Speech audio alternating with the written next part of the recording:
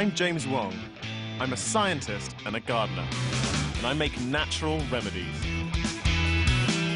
I want to make people think differently about plants. You can find many of the same drugs that you're used to picking up in your pharmacy growing all around you. It's just like a different type of packaging.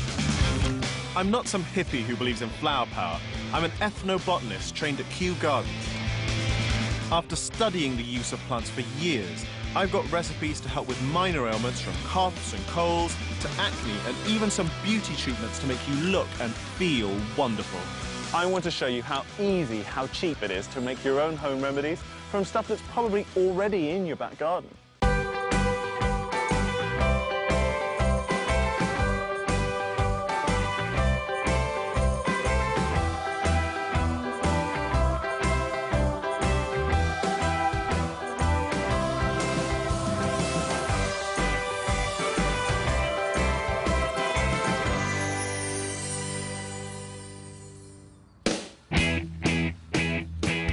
Loads of drugs already in your medicine cabinet contain active ingredients that come from plants. Many plants haven't been clinically tested because they're traditional remedies that companies can't patent, but we do know a lot about the chemicals that plants contain and how they might work. Pharmaceutical companies have been raiding nature's larder for years, but we've lost this knowledge. I'm going to show you which plants to use and for what to put this knowledge back in your hands.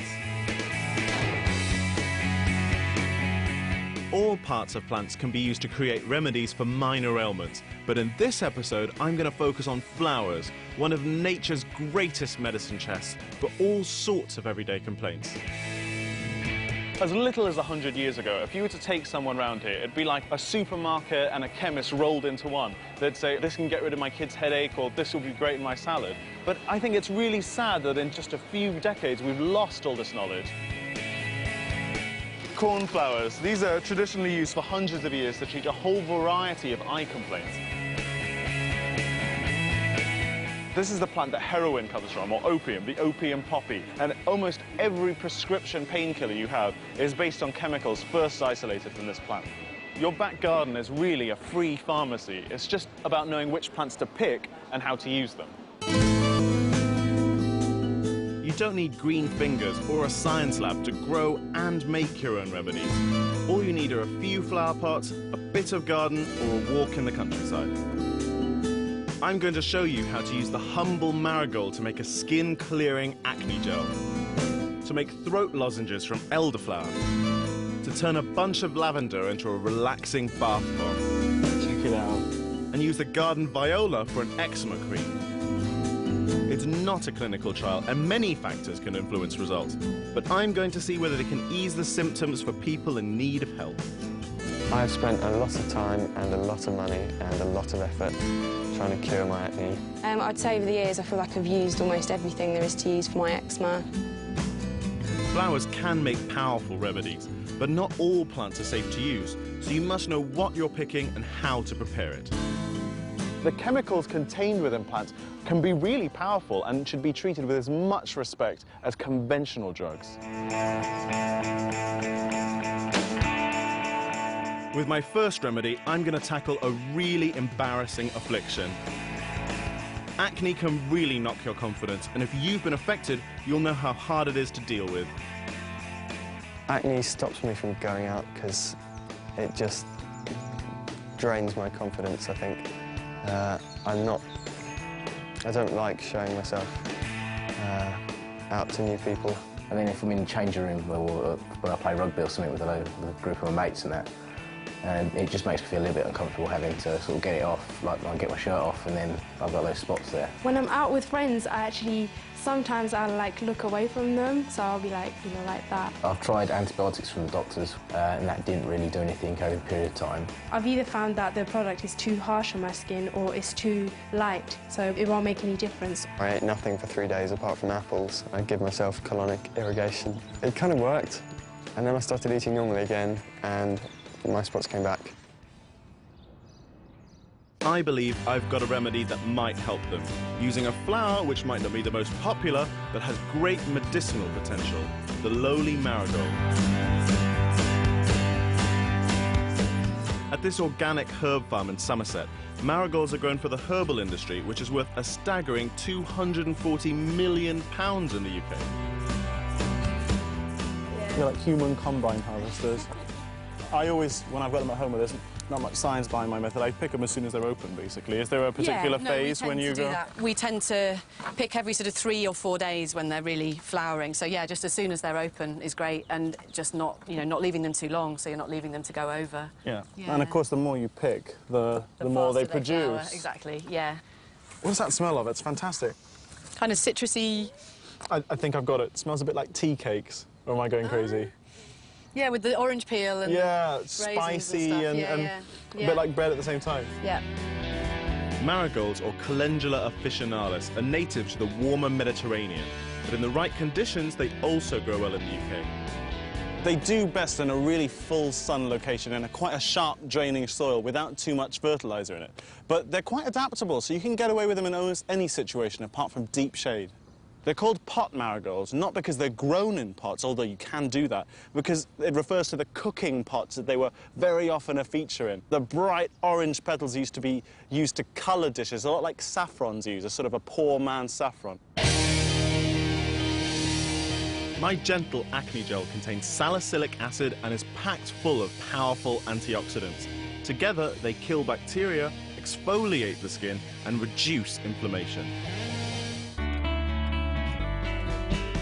I'm hoping my spot gel can make a difference, and Freddie's going to see how easy it is to make. I'm game for anything. Great. I know what it's like living with acne. I used to have it really bad as a teenager, so I just had to ride out teenage years being a bit miserable, really. So I've had the same kind of background. We'll see what we can do for you. What I'm going to show you is a basic anti-acne gel, but it doesn't use anything dodgy. It's stuff that you could grow in your back garden. The best thing about this is it's not rocket science at all. It's actually one of the easiest of all remedies to come up with. Basically, we're going to make a really simple infusion. So it's just about sticking, I think I've got probably about 12 flower heads here, and a similar quantity of lavender. And although I'm not... The flowers need to be covered in 250 millilitres of boiling water, just like making a cup of tea. Just enough. The other thing I'm going to pop in is some scented geranium. Now, these come in pretty much any flavour you can imagine, from lemons to roses, and even one that smells exactly like blackcurrant cordial. It smells kind of like lemony fish. It's the fragrances that actually do you the good. It's the self-same chemical that provides the fragrance is actually the one with the active principles. Infusing the flowers extracts the active ingredients. 10 minutes is ideal. Any longer would destroy these properties. Then simply give it a quick blitz and strain the mixture. I'm just going to pop a little bit of muslin inside that sieve because I've blended it quite fine, and what you'll end up with, if you just stuck it straight through, that's it, there's lots of little bits of fibre, which are kind of gross because, of course, you're going to put this on your skin, and it's a gel that gets absorbed, and you just end up with little bits of petal all over you, which is... It's not a good look. I've done it before. Have a go at squeezing with that. There's nothing like getting your hands dirty. Of course, if you were to splash this on your face, it wouldn't stick, it would just fall straight off. So it wouldn't be in contact with your skin for long enough to really work. So what we do is just add a bit of thickener into that. What I like to use is carrageen, which is a seaweed extract. It sounds kind of... Where'd you get this from? You can get it in any supermarket. It's actually... They market it as a vegetarian gelatin. Every face care type of gel that you can pick up pretty much is guaranteed to use this as the gelling agent. Add 2 tablespoons of cold water to about 25 grams of vegetable gelatin, and then gradually pour onto the flower infusion. I'm going to pour it back in here and give it a quick whisk while it's hot. You should really start to see quite quickly it starts thickening up. You get those bubbles trapped in there. And it thickens as it cools, so once that gets down to room temperature, it'll be a reasonably thick gel. To ensure the gel lasts for a good few weeks, I'm adding tea tree oil, which is a natural preservative. It's used in loads of acne treatments as it prevents bacterial growth. There's one last thing I'm going to add into there, which is a shot of vodka. You need 5 teaspoons. What that does is it evaporates when it hits the skin, giving you that cooling, fresh sensation. It also goes some way to preserving the cream and reducing the bacterial colonies that grow in your pores. Now it's cooled and from this really gooky gel substance. The last thing you need to do is just pop it in a container. In the fridge, it could last up to about 6 weeks. You're good, sir.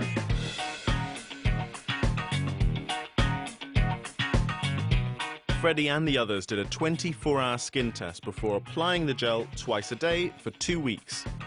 I'm surprised. It seems to be working quite well. I've noticed my skin's been a bit clearer, a bit less red. They used to take about 3 or 4 days to go down.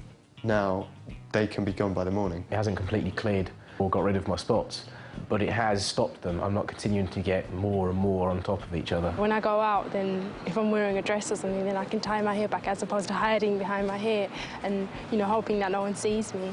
I'm pleased, and I just hope it'll continue to work its magic. There's no miracle cure for acne, and this wasn't a clinical trial, but it might just work for you. Thank you, mate.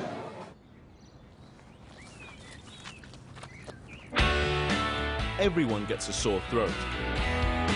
I'm going out into the countryside to look for an ingredient to make my own throat lozenges, elderflower.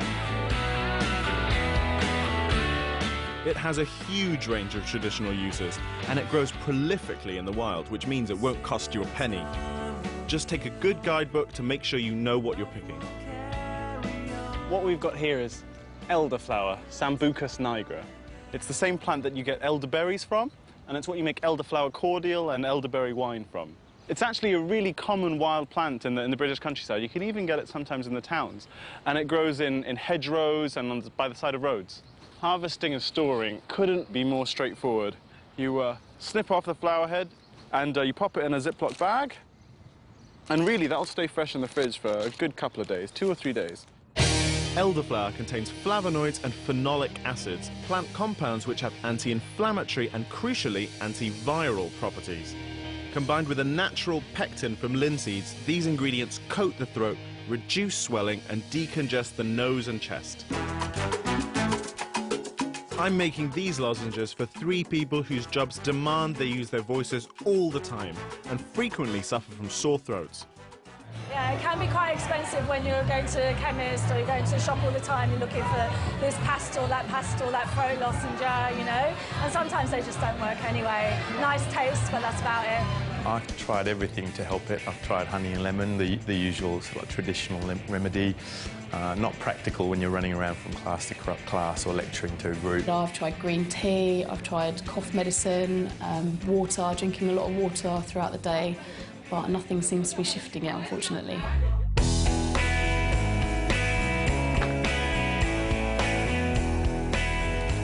I'm going to use elderflower to make soothing throat lozenges, which I hope might help. Put in about 10 to 15 heads in some freshly boiled water to create a basic infusion. Elderflower was once called the medicine chest of the people because almost all parts were used, both for medicine and they had lots of magical properties, or was believed to in the Middle Ages. So planting it around your house, for example, was believed to keep witches at bay. I'm adding 2 tablespoons of linseed to produce a slimy gel that coats the throat and about 12 eucalyptus leaves. Then I leave it to infuse for up to an hour. A cup of gum arabic. Now, this looks sort of really exciting and wonderful and often comes with little bits of the leaves and bark of the tree where it comes from in Africa still left in. It's a very common gelling agent that's used in all kinds of sweets and preparations. And you can pick it up in any kind of Asian type of food store. Really, it's just about breaking it up into the smallest possible pieces because it dissolves quicker. And I pop into that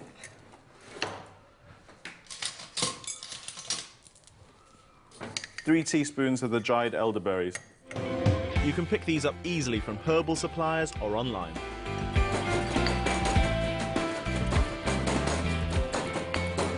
And I've got about a cup of hot water in there, into which goes that approximate cup of gum arabic.